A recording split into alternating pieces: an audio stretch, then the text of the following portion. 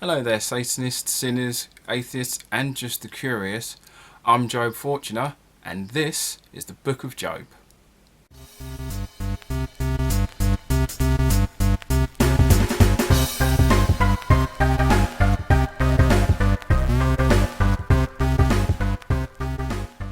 Now, today's video is just going to be a short one. It's just a bit of catch up, update, that sort of thing, because I've not done a video for a few months. So I just thought I'd post this just to kind of let you guys know kind of what I'm at and the sort of things I've kind of been learning the last few months. So since the last video, I wound up doing a ritual for Walpurgisnacht, which I thought was quite an interesting ritual. So ostensibly I just kind of made my own because I wasn't quite sure if there was any a standard, as it were. Now, I'm aware that certain satanic practices aren't necessarily a standard, and it's pretty much do as thou wilt when it comes to rituals, but I did my best, put together something, did a small ritual, and I found it very enriching and kind of educational for my own self, you know, learning a bit more about how I feel about certain topics and the fact that I'm kind of putting my emotional self in this kind of concept of witch hunts and just people being falsely accused of any sort of dalliances due to the fact that they believed it to be, the prosecutors believed it to be demonic, and it did kind of give me a personal connection with those who were and still are prosecuted and being demonized just for the sake of demonization. And those of you who followed me on social media around the time saw the sort of altar that I put together and made noted that there is a tarot card involved. Now, those of you following me on my other channel do know that I do enjoy using tarot cards. Though I no longer believe that there is a supernatural element to them, I still enjoy using them.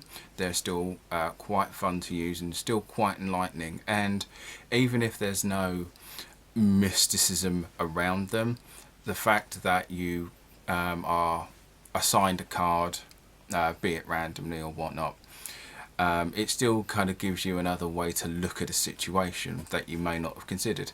It might not necessarily be anything good or practical, but it can still be a thing of, if I try and think about it in this context, it may come up with a solution later. And so when I do rituals, my evening rituals, I do like to use tarot cards, and I associate tarot cards with either the 7 deadly sins or the 7 tenets.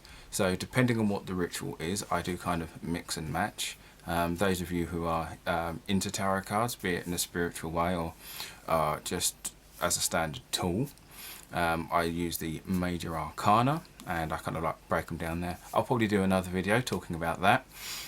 But yeah, I do like to incorporate tarot cards into my rituals because it still gives me a sense of something to focus on, because I'd been interested in them since I was 17. And so it's still a nice connection for myself because it's still a tool I've been using for so long. Though my use of them has changed and my perspective of them have changed, there's still that connection, there's still a kind of symbolism around them. And another thing I've been learning in the past 6 months in this is that the concept of reading and learning and education is one of the major keystones of Satanism.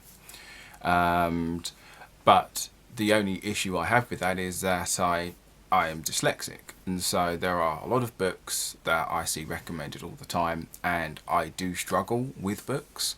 I did pick up Lilith Starr's The Happy Satanist.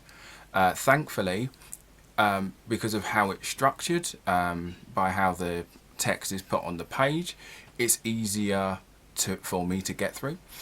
Because sometimes I find with books that if the text if it looks like there's a lot of text on that page, it's already kind of like a barrier. So it does feel, it feels like it's going to be difficult. So my brain slows down. So I've not completed the book yet. I think about a quarter of the way through. I'm a very slow reader and also very easily distracted, but I've been making my way through, and I've been really enjoying it, and I find I find it a good read. And those of you who haven't read the book, I would definitely recommend it. It's available on most websites and ebooks and stuff. But although I do have a request, if those of you out there watching this can recommend a good Satanic book that is audio, that would be amazing. If anyone can recommend anything there, that would be awesome. So as I've mentioned in previous videos and a couple of interviews, I came through this into Satanism basically via YouTube videos in the concept of atheism. And I say the concept of atheism, but a lot of the stuff I've come to terms with now, I learnt through atheist YouTubers. And so in my nice little black book that I like to keep all of my satanic stuff, either rituals or just interesting notes, because it comes up a lot in certain conversations I have, I decided to write the 10 Commandments down. I did a video talking about the 10 Commandments, and I always like to keep this as a nice little footnote in here, just because it's a fun little reminder of, because if someone's going to use the Bible to kind of confirm their own belief, and you know it's written in here, so therefore X, I'm finding it quite useful to kind of have this as a footnote to say, yeah, you say that, but this is what it means. For example, the commandment of you shouldn't commit adultery, then people say, yes, and adultery counts as fornication, and fornication counts as all of these other things, so therefore any sex outside of marriage is bad, when that's not what it says. So I find it handy just to keep bits like that in. I might put other bits of the Bible in it that say, like, hey, it's actually okay to own slaves, not because I agree with it, but it's something I can kind of use as an example of, yeah, you say that, but the book also says this. Where I may even just have a separate book of quotes from the Bible that show God to be evil. So I don't know. I am not quite sure what I'll do with that, but I might have it as a separate book. But it would still be an interesting thing to have. But I do like to have my little satanic book with me. It has various aspects of Satanism that I like. I've got bits of the Satanic Bible in there. I've got the 7 tenets in there. Just a nice little reference point, something just to reread. And so the last bit I'll bring up before finishing this video, you may notice I'll refer to myself as Jobe Fortuner. So through a lot of the podcasts I listen to, I only listen to a few because mainly more recommendations. I came across Black Mass Appeal kind of just randomly, and I was recommended to listen to Hail Satan, and I got a random message on Twitter from someone whose name I can't remember right now, who basically said, hey, why don't you listen to Satanic Study Hall? So I listened to those 3 podcasts. I'm still catching up on the last 2. Quite a few episodes behind on Study Hall, and I'm like 2 episodes behind on Hail Satan. But you know, so they're the major things I kind of listen and learn from. As I said, because of the whole dyslexia, and audio is easier for me. And one of the things that's brought up is the idea of having like a satanic name. Now, in the same way that when people go into church, they have their standard name in their church name. I don't quite understand how that works, but it works for people. And so I thought for a while, you know, what should I call myself? And so I've already got an alter ego, another name of Blue Six that I do various things under. But obviously I'm kind of keeping that separate because not everyone, you know, it's not really an entertainment thing. It's not really, yeah, as it's more like a personal thing, I'm kind of keeping it separate. So I thought, well, I don't want to just keep using another pseudonym. So I thought, yeah, I'll still use my first name because that's still pretty good. And it's kind of, as it's an Old Testament name, I thought it was good to keep just because, well, why not? You know, it feels more interesting just to kind of have an old biblical name as a Satanist anyway. So I kept my first name, but obviously I'm not going to start divulging all of my personal information. So every now and again I kept thinking, like, what should I call myself? And so growing up, my friends always used to say that I had the luck of the devil. And in a tweet I'd mentioned that a lot of my friends would probably still say that's the case.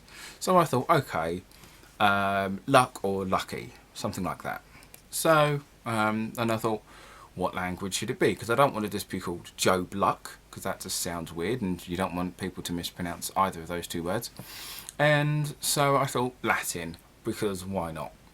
And so I looked on Google Translator for to put the word lucky, and the name for lucky is Felix in Latin, and I thought, Jobe Felix, people are just going to assume I'm referring to cats. I am more of a dog person. I have nothing against cats, I'm just more of a dog person. So I thought, no, that doesn't, you know, even if I was to then say, oh no, hold on, Felix actually means this, and I just can't be asked to keep having that style of conversation. So I thought, and so I looked it up, and luck was Fortuna. So instead of saying I'm a cat because Felix, I'm saying I'm a cat because I'm pro tinned fish. So yeah, so I thought Fortuna would be quite good, which is basically just fortune, just with an A at the end instead of an E.